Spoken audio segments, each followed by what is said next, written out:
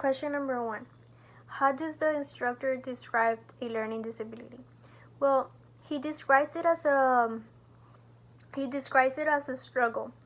For example, he mentions that students with disability struggle or have to deal with tension, with frustration, with anxiety. So he describes it as a struggle.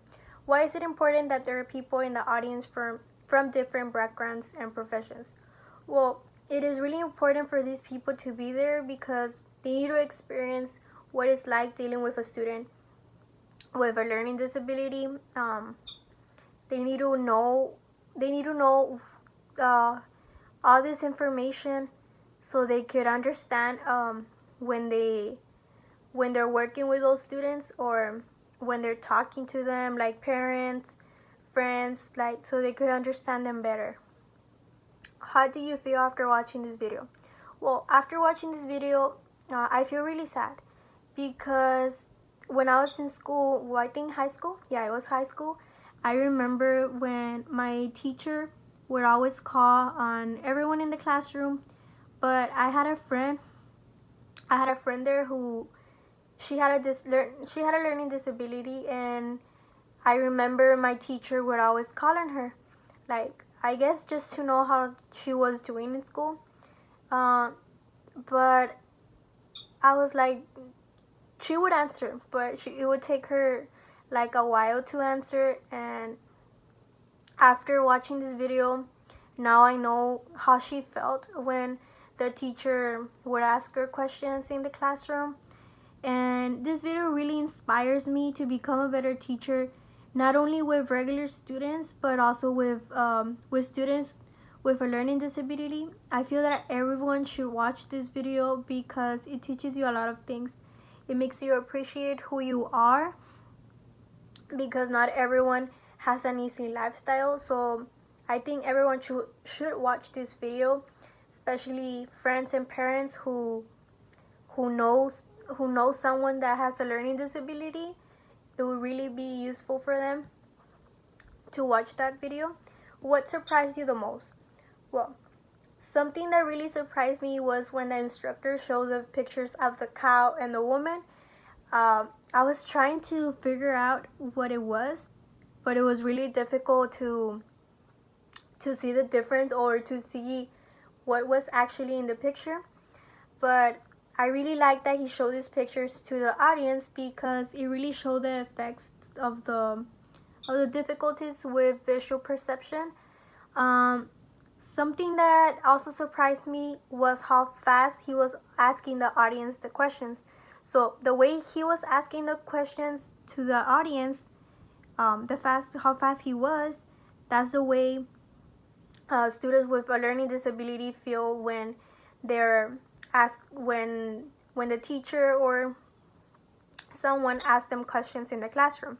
So as a teacher always needs to understand that students need to slow down. That teachers, that they should slow down or make some changes so that the student can comprehend their lesson better.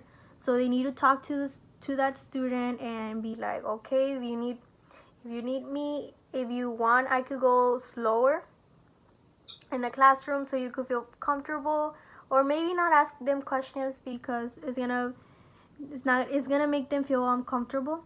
Question number 5, what did you learn? Well, in this video I learned a lot of things, but something I did learn is that students with a learning disability have a really hard time processing the information in the classroom. So if a teacher give a questions to a regular student, the regular student is gonna answer it quickly, but a student with a learning disability is gonna take more time for them to answer the question. So I think it takes two times the effort to process that information for them. So it's hard for them. And also I learned that students with learning disabilities, they don't know what they did wrong. So if they get after them, they're gonna be like, no, I don't know why they got after me, but yes, they did something wrong, but they don't know. Question number 6, are there any strategies that you feel might have helped you when you were in middle school or high school? Yes, I believe that reading and decoding would have helped me when I was in middle school because I couldn't read that well because I couldn't speak English. So it was really hard for me to read a book or to understand what I was reading.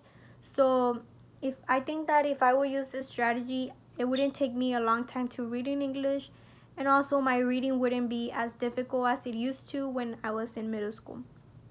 Number seven, question number seven, I do believe that anyone can benefit from the strategies that the instructor taught us because they all have different things that people can use to improve in something. Uh, but I also think that ESL students can benefit from the strategies because they struggle when they're learning English. Like when I was in middle school, I struggle a lot, and I think I still do, but I've been keeping up with my English. So I think that ESL students would benefit from these strategies. Question number 8. What will you now do differently when working with people who you can see some of the characteristics that the instructor mentioned? Remember that not all disabilities are visible or diagnosed. So I think I will be more understandable because after watching this video, I learned what it's like to have a disability.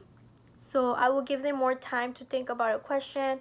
I know that giving them more time would increase their chances of participating in class. The student will not feel uh, uncomfortable in the classroom, so they wouldn't feel pressure as well.